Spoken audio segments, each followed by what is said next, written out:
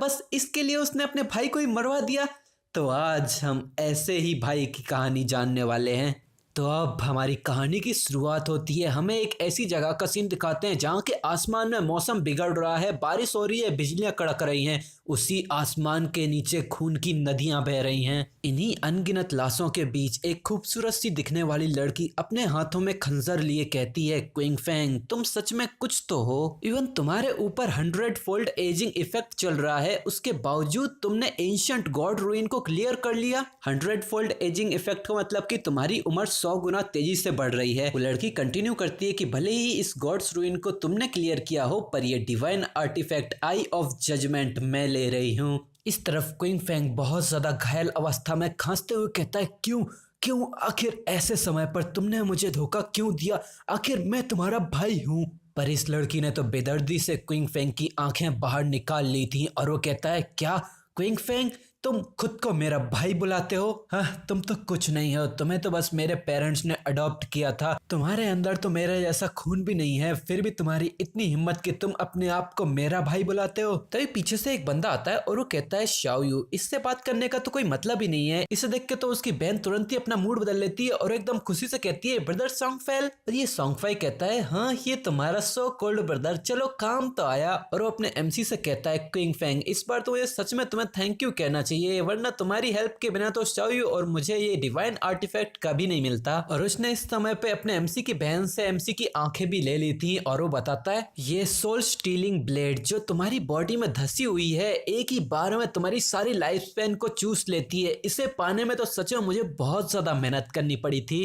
तो बताओ हमारा फेयरवेल गिफ्ट तुम्हें कैसा लगा? इस तरफ हमारा एमसी गुस्से में अपने दांत पीसते हुए कहता है, क्वीन शाओयू मैंने तुम्हें अपने पेरेंट्स के जाने के बाद इतना बड़ा किया, स्कूल में मैंने तुम्हें सपोर्ट किया, और जब ये गेम इस दुनिया पे डिसेंड हुआ मैंने अनगिनत बार अपनी जिंदगी रिस्क में डाल के तुम्हें प्रोटेक्ट किया। मैंने सच में तुम्हें मिस जज किया माय डियर सिस्टर। तो उसकी सिस्टर जवाब देती है कि मेरे पेरेंट्स के मरने के बाद तो हमेशा ही मेरी लाइफ में इंटरफेयर करते रहते थे, हमेशा ही मुझे बॉस की तरह कमांड देते, मेरी लाइफ को कंट्रोल करते। पहले सॉन्गफाई और मुझे प्रोटेक्शन के लिए तुम्हारी जरूरत थी, पर इस डिवाइन आर्टिफैक्ट की वजह से तुम्हारी वो जरूरत भी खत्म हो चुकी है, तो अब हमें तुम्हारी कोई जरूरत नहीं है। तभी सॉन्गफाई अपनी दोनों तलवार लेके एमसी की तरफ छलांग लगा देता है और वो कहता है, क्विंग फैंग अब शांति से मर भी जाओ, मैं तुम्हारे लिए तुम्हारी बहन की अच्छी देखभाल करूंगा। इस तरफ हमारा एमसी गुस्से में चिल्लाता है, हाँ भले ही मैं यहाँ पर मर भी जाऊं, पर फिर भी मैं तुम्हें ऐसे नहीं जाने दूंगा। पर अगले ही पल सॉन्गफाई अपनी तलवार से एमसी की गर्दन आसमान में उड़ा देता है। फिर हमें बताया जाता है कि 2025 में गॉड फॉरसेकन गेम हमारी दुनिया के साथ जुड़ गया। जैसे ही कोई भी गहरी नींद में सोता वो तुरंत ही उस गेम में खींच लिया जाता। उस गेम की इकलौती करेंसी थी लाइफ स्पैम, मतलब जिंदगी। किसी मॉन्स्टर को मारने से तुम्हें जिंदगी मिलती और खुद के मरने से तुम्हारी जिंदगी खो भी जाती। इस गेम के प्लेयर्स लाइफ स्पैम को खर्च करके अपनी एबिलिटीज को रियल वर्ल्ड में भी ला सकते थे। ताकतवर लोग अपने खाली हाथों से टैंक्स तक को फाड़ सकते थे, एक तलवार से प्लेन के भी 2 भाग कर सकते थे, इवन अपनी बॉडी पे न्यूक्लियर ब्लास्ट तक को झेल सकते थे। उसी समय से ये दुनिया बहुत ज्यादा तेजी से बदलने लगी, चारों तरफ तबाही मचने लगी। मैंने अपनी बहन के साथ सरवाइव करने के लिए बहुत ज्यादा स्ट्रगल किया, मैंने अनगिनत कठिनाइयां झेली और उसके बावजूद मुश्किल से टॉप 100 ग्लोबल पावर हाउस बना। मैंने अनगिनत खतरों को पार करके मुश्किल से काउंटलेस बार अपनी जिंदगी को बचाया और उसके बाद फाइनली गॉड्स रूइन को कॉन्कर किया, मतलब कि जीता। और इसके रिवॉर्ड में मुझे एक divine artifact eye of judgement मिला। एटलीस्ट मैं पीक तक पहुंचने के लिए क्वालिफाइड था। पर आखिर किसने ही सोचा था कि सक्सेस का प्राइज मेरी खुद की फैमिली से धोखा होगा। तो मेरे सारे एफर्ट मेरी सिस्टर की जिंदगी के लिए बस एक इंटरफेरेंस थे, और मेरा सारा हार्ड वर्क, मेरे सारे स्ट्रगल्स किसी और की सक्सेस के लिए रास्ता बना रहे हैं। मैं ये बिल्कुल एक्सेप्ट नहीं कर सकता। अगर मैं ये जिंदगी दोबारा जी पाता तो मैं सिर्फ अपने लिए लड़ता। फिर हमें चारों तरफ अंधेरा दिखाते हैं और इस अंधेरे को तोड़ते हुए आती है चांदनी, और इस चांदनी के नीचे हमारा हीरो बिल्कुल शांति से सो रहा है। पर तभी एकदम से वो अपनी आंखें खोलता है और वो हैरानी से खड़े होते हुए कहता है कि ये कौन सी जगह है। और वो आसपास देखता है, उसे पता चलता है ये तो रियल वर्ल्ड है। वो एकदम से अपनी गर्दन पे हाथ फेरते हुए अपना फोन खोलता है और वो कहता है क्या मैं मर नहीं गया था। और वो कहता है क्या इसमें साल 2025 क्यों दिखा रहा है। फिर वो जब भी बाहर देखता है, बाहर चारों तरफ शहर में लाइटें चमचमा रही थी और वो सोचता है क्या ये हो सकता है कि मैं फिर से रिबॉर्न हो गया हूँ। उसका शहर अब भी चमचमा रहा था और वो कहता है क्या मैं 9 साल समय में पीछे आ गया हूँ जब गॉड्स फॉरसेकन गेम डिसेंड हुआ था। फिर हमारा सीन सुबह को आता है। उसकी बहन स्कूल ड्रेस में लात मार के दरवाजा खोलती है और एकदम से चिल्लाने लगती है। वो सामने भाई को देखती है तो और गुस्से में चिल्लाती है, क्विंग फैंग तुम सच में घर पे हो तो फिर भी मेरा फोन क्यों नहीं उठा रहे हो। यहाँ अपना एमसी तो बस चैन से कॉफी पी रहा था और वो इस लड़की को देखते हुए याद करता है, अरे हाँ मुझे अब याद आया, जब फोर्सिकन गेम इस दुनिया में आया था उसी दिन मेरा अपनी बहन से बहुत बड़ा झगड़ा हो गया था उस सॉन्ग फाई की वजह से। और वो अपने पास्ट लाइफ को याद करता है जहाँ उसकी बहन बहुत ज्यादा गुस्से में डस्टबिन सब बाहर फेंकने लगी थी और वो जोर से चिल्लाती है, क्या मैं तो बस उसे सपोर्ट करने के लिए गई थी, तुम इसमें इतनी बड़ी डील क्या बना रहे हो। तुम्हें तो समझ में भी नहीं आता कि ब्रदर सॉन्ग फाई अभी कितनी बड़ी डिफिकल्टी में हो और इसी टाइम पे तो मुझे उनकी मदद करनी चाहिए।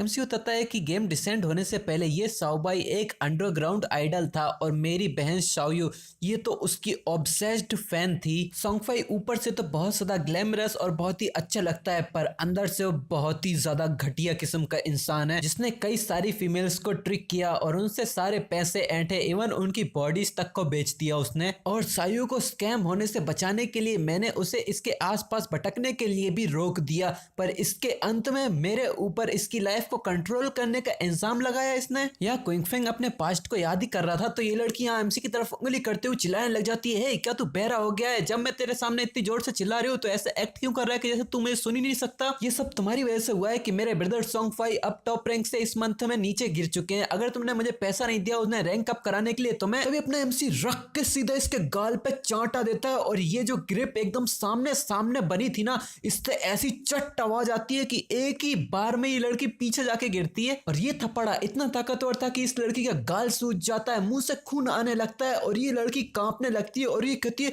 क्या क्विंग फैंग तुमने सच में मुझे मारा। पर अब तो मानो अपने एमसी के अंदर का शैतान जाग गया हो और वो कहता है, ना तो मेरे पास अभी कोई मूड है और ना ही टाइम है आज तुमसे आर्ग्यू करने का, पर फिर भी अगर तुम मेरे ऊपर ऐसे ही भौंकती रही तो मैं तुम्हारे थोपड़े को वही मसल दूंगा। फिर वो एक क्रेडिट कार्ड इसकी तरफ फेंकते हुए कहता है कि ये सारा पैसा तुम्हारे पेरेंट्स तुम्हारे लिए छोड़ के गए थे, भले इन सालों में मैंने कितनी ज्यादा हार्डशिप झेली हो पर मैंने इसके अंदर से एक सिंगल सेंट भी खर्च नहीं किया। आज मैं तुम्हें ये सब कुछ दे रहा हूँ और मेरे पेरेंट्स के नाम पे मैं तेरे लेवल तक नहीं गिरूंगा, पर याद रखना आज से मेरे क्विंग फैंग के पास तेरे जैसी कोई सिस्टर नहीं है। और वो यहाँ से गेट लगा के चला जाता है और ये लड़की अब यहाँ रोती हुई रह जाती है। फिर वो दूसरे रूम में आ जाता है और वो सोचता है कि मेरी पिछली जिंदगी में मैंने शाओयू को प्रोटेक्ट करने के लिए बहुत सारी अपॉर्चुनिटीज को मिस कर दिया था, बहुत सारे सीक्रेट ट्रेजर्स, डंजन्स जिन्हें पाने में थोड़ा बहुत भी रिस्क होता है, मैंने उन्हें छोड़ दिया था। अब मैं ये सोचता हूँ कि बिना इस बर्डन के मैं कितना आगे तक जा सकता हूँ। फिर वो अपना कप रख के स्लीपिंग पिल्स को लेने लगता है। स्लीपिंग पिल्स से ऑब्वियसली वो सो जाएगा और वो एक गहरी नींद से अपने गेम के अंदर ट्रांसफर हो जाएगा। और वो पानी पी के कहता है, इस बार मैं अपनी पिछली जिंदगी के अंडरस्टैंडिंग का इस्तेमाल करूंगा ताकि सब लोगों से मैं आगे रह सकूं। शाओयू अब से तुम खुद पर ही डिपेंडेंट हो और सॉन्ग फाई मैं पर्सनली तेरा सर लेने आ रहा हूँ। और वो अपने दिल में गुस्से की आग लिए वहीं पर ही सो जाता है और वो जागता है किसी अजीब से ही पानी जैसे जगह पे जहाँ पे चारों तरफ पानी बह रहा है और वो एक दरवाजे से अंदर आता है और वो आसपास देखते हुए कहता है, ये तो करियर चॉइस हॉल है, मैंने इसे बहुत मिस किया। मुझे आज भी याद है जब मैं यहाँ पहली बार आया था तो मैं इतना ज्यादा नर्वस था कि मुझे एक कैरेक्टर का करियर चूज करने के लिए घंटों लग गए और यहाँ से वापस निकलने में मेरा बहुत ज्यादा टाइम वेस्ट हो गया। इस बार मैं थोड़ा जल्दी करूंगा। फिर वो एक वॉरियर प्रोफेशन के सामने आता है और वो हमें बताता है कि मेरी पिछली जिंदगी में मैंने घंटों तक सोच के वॉरियर प्रोफेशन को चूज किया था क्योंकि मुझे शाओयू को प्रोटेक्ट करना था। भले ये वॉरियर प्रोफेशन ज्यादा कमजोर तो नहीं होता पर अब ये मेरे लिए सही नहीं है। बिना क्वीन शाओयू के बर्डन के मैं अब अकेले ज्यादा तेजी से क्लियर कर लूंगा। इस गेम में मोबिलिटी और रिएक्शन टाइम बहुत इंपॉर्टेंट होता है। ठीक है, तो अब ये तय रहा। फिर वो एक असैसन कैरेक्टर के सामने आता है और वो कहता है कि इस जिंदगी में मैं एक असैसन बनूंगा। और जैसे ही वो असैसन कैरेक्टर पर क्लिक करता है उसके पास एक नोटिफिकेशन आती है कि divine artifact eye of judgement तुम्हारे साथ जुड़ चुका है। ये देख के तो हमारा एमसी खुद भी बहुत हैरान और कंफ्यूज जाता है।